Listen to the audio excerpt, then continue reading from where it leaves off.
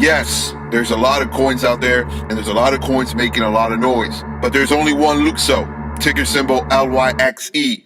But there's only one Vechain, ticker symbol VET.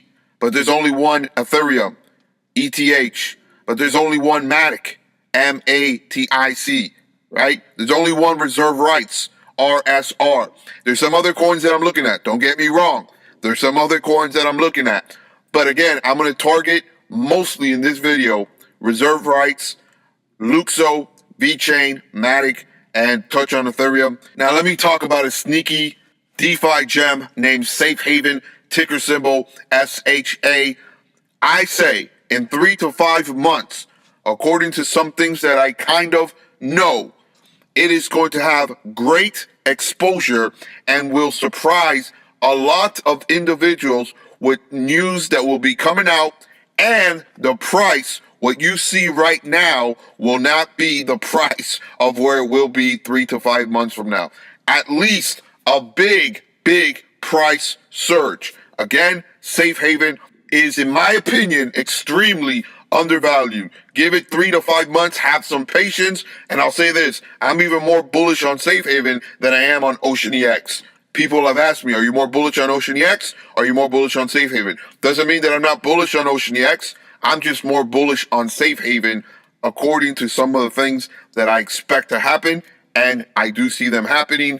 And I'll say it again, the price of it right now is severely undervalued. Give it 3 to 5 months, have some patience. The coin that I have been gobbling up more than any other coin is Lukso, ticker symbol LYXe. All right? I'm not going to wait, and I mentioned this on the live stream, but I know a lot of people weren't there for the live stream. I know a lot of people like the video format better, so I'm just going to touch on this. I'm not going to wait for the Nike announcement to come out. I'm not going to wait for the Instagram announcement to come out. I'm not going to wait for the Chanel announcement to come out. I'm not going to wait for the Burberry announcement to come out. I like the former director of BlackRock part of this as well. Go look at their advisors. That's the telltale of partnerships that are coming. You got to be a leader. You can't be a follower. I believe, in my opinion, not financial advice, that we're looking at somewhere of 700 million to 1 billion market cap for Lukso in the not so distant future. All right. Mainnet comes February of 2021. This to me is a legitimate monster. Again, it's relative. Reminds me of RSR sitting at 0.002, RSR being reserve protocol. Reminds me of that same feeling of when I was buying a reserve at 0.002. So Lukso is one that I highly regard for you to do your due diligence and research.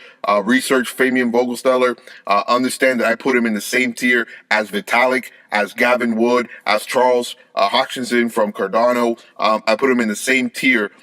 This gentleman, Fabian, he is the one who created ERC20 tokens. He is well respected and highly regarded with abundance of compliments inside the crypto sphere. Lukso NFTs are going to be something really to look after. Again, not an Ethereum killer. In fact, one of the lead developers of Ethereum is also involved in Lukso. Fabian has come out and said that Lukso is the sister of Ethereum. So look for integrations, look for more connections, more partnerships. The doors will be open for Lukso. It's already an impressive advisors and partnerships that will be announced. Again, I'm not waiting for those announcements. I already foresee what's coming, and I have Lukso, ticker symbol LYXe, on the top of my list of really accumulating as much as I can, because I, again, believe that this is a legitimate monster. Research Lukso, research it, and when you've done researching it, like I've mentioned before about some other coins, research it again.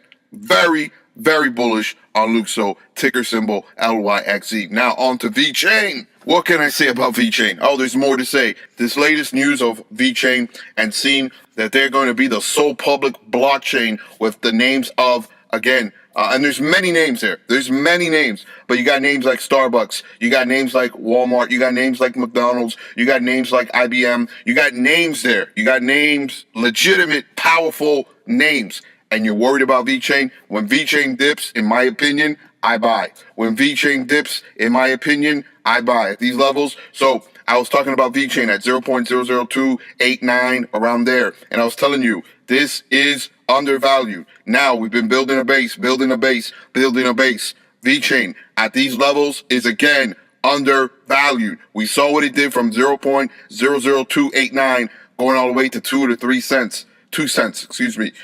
So now, when VeChain moves, when it does its move, I'm not talking about the dance. I'm talking about the big move. When it does those moves, it's violent, okay? So what do I foresee with this news? Clients using VeChain. Again, I'm not going to wait for the McDonald's news. You understand? I'm not going to wait for the Starbucks. I'm not going to wait for these big names to start using VeChain. I'm not going to wait. Okay, and this definitely is not a time to be selling, in my opinion. If anything, it's time to buy and accumulate more VeChain. That is just my opinion. That's not financial advice. I think things are common sense, but to a lot of people, I've noticed common sense is really not common, especially when it comes to VeChain. I've been saying it, it's a no-brainer. Now to another no-brainer, reserve rights. What's going on? This and that. What do we expect? Do I expect reserve rights to go backwards? Is this the top for reserve rights? Absolutely not. Again, to me, reserve rights still has a lot more upward trajectory when it comes to price and what they're accomplishing, what they're going to do. You see the backing, PayPal, Coinbase, a lot of Sam Altman, a lot of investors. Okay, the same market makers that at the time Ripple had, GSR. You see with the price, you see the market cap of XRP right now. I mean, there's so many reasons to be bullish on RSR. If you think this is the top for RSR, again, I highly disagree with you. But again, it's just my opinion. You have yours. I foresee this one, again, not financial advice, but going to another gear, another level when it comes to price movement to the upside. So I'm very bullish on reserve rights. Again, to me, it's another no-brainer. Matic Network has been a money-making machine for me. Staking. Now, there's so much news, so much development going on with Matic that it's even hard for me to talk about Matic. But I believe when all these things start settling and all these things start coming to place, there will be a time when Matic just fully explodes because of all these developments, and when the market is able to digest everything that's going on via stable coins, via oracles, via DeFi, via all these different things that are happening with Matic.